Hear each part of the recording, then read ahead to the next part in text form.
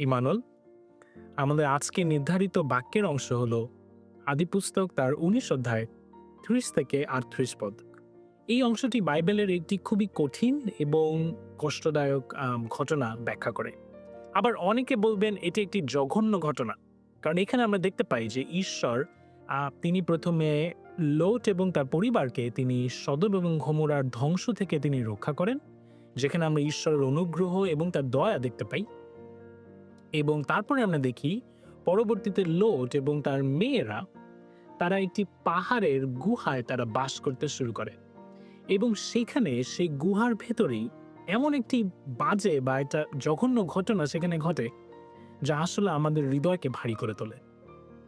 নতুন নিয়মে ২য় পিতর পুস্তকে লোটকে বলা হয়েছে ধার্মিক, অর্থাৎ তিনি কোনো সাধারণ একজন বিশ্বাসী কিংবা পরজাতীয় ব্যক্তি ছিলেন না।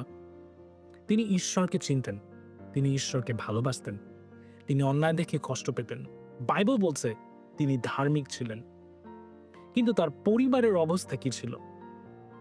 ধারণা করা যায় যে তার ২ কন্যা, তারা তাদের চিন্তা ভাবনায়, তাদের সিদ্ধান্তে এবং তাদের তাদের কাজ দেখে কোনোভাবে এটা বোঝা যায় না যে তারা ঈশ্বরের পরিকল্পনা এবং তারা ঈশ্বরের প্রতিজ্ঞায় নির্ভর করতে শিখেছিল।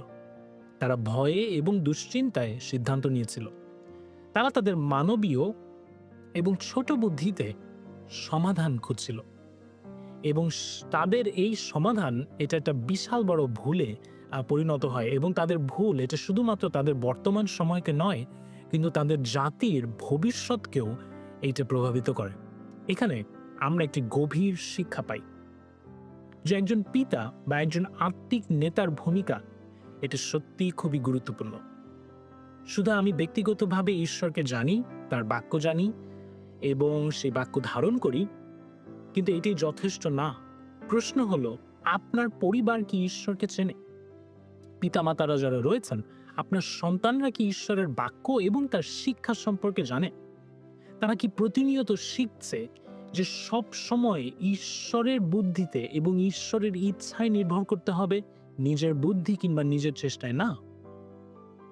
নাকি তারা শিখছে যে যেভাবেই হোক না কেন সমস্ত সমস্যার সমাধান আমাকে নিজের বুদ্ধিতে করতে হবে?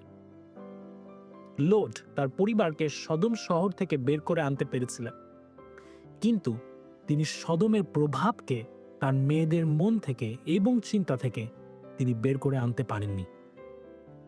আমাদের চারিপাশের পরিবেশ আমাদেরকে প্রভাবিত করে।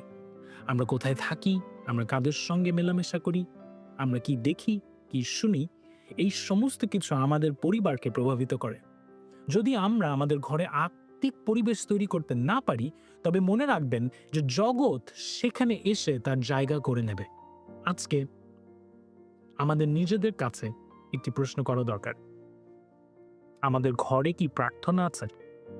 আমাদের ঘরে কি ঈশ্বরের বাক্য নিয়ে আলোচনা হয়?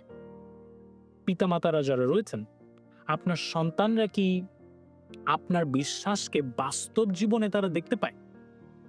নাকি তারা শোনে যে আপনি বিশ্বাসী, কিন্তু আপনার প্রতিদিনের জীবনে সেই বিশ্বাসকে তারা দেখতে পায় না?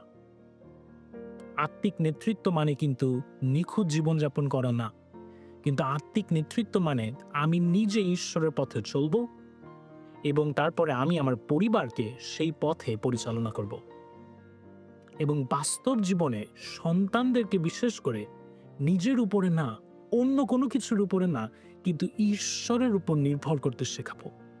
লোট তিনি আগুনের বিচার থেকে রক্ষা পেয়েছিলেন, কিন্তু তিনি বিজয়ী জীবনযাপন করতে ব্যর্থ হয়েছেন। না, আমি এটা আবার বলতে চাই, লোট তিনি আগুনের বিচার থেকে তিনি তার পরিবারকে হয়তো রক্ষা করতে পেরেছিলেন, কিন্তু তিনি বিজয়ী জীবনযাপন করতে ব্যর্থ হয়েছেন। তিনি একটি গুহায় ভয়ের মধ্যে, লজ্জায় তিনি তার জীবন শেষ করেছিলেন। তিনি তার মেয়েদেরকে এই শিক্ষা তাদেরকে দিতে তিনি ব্যর্থ হয়েছিলেন। শুধু তাই নয়, কিন্তু তিনি নিজেও তাদের সাথে পরোক্ষভাবে পাপে যুক্ত হয়েছেন। ঈশ্বর আমাদের শুধুমাত্র বিশ্বাসী হতে ডাকেননি, প্রিয় ভাই বোন। তিনি আমাদেরকে এমন পরিবার গড়ার জন্য ডেকেছেন, যেখানে পরবর্তী প্রজন্মকে আমরা ঈশ্বরকে ভালোবাসতে এবং তাদেরকে ঈশ্বরের উপর নির্ভর করতে আমরা শেখাবো। যেখানে লোট আজকে ব্যর্থ হয়েছে, আসুন সেই বিষয়ে আমরা শিখি, আমরা বিজয়ী হই এবং সেই বিষয়ে সতর্ক হই। পিতামাতারা যারা রয়েছেন, পালক পুরোহিত, নেতা-নেত্রী, কিংবা আপনি যদি বয়োজ্যেষ্ঠ হয়ে থাকেন, আসুন আপনার পজিশন থেকে, আপনার জায়গা থেকে আমরা পরবর্তী প্রজন্মকে নিজেদের বুদ্ধির উপর নয়, অন্য কোনো ব্যক্তি বা কোনো কিছুর উপর নয়, কিন্তু ঈশ্বরের প্রতিজ্ঞা এবং তার পরিকল্পনার উপর নির্ভর করতে শিক্ষা দিই। ঈশ্বর আপনাদেরকে আশীর্বাদ করুক। ধন্যবাদ।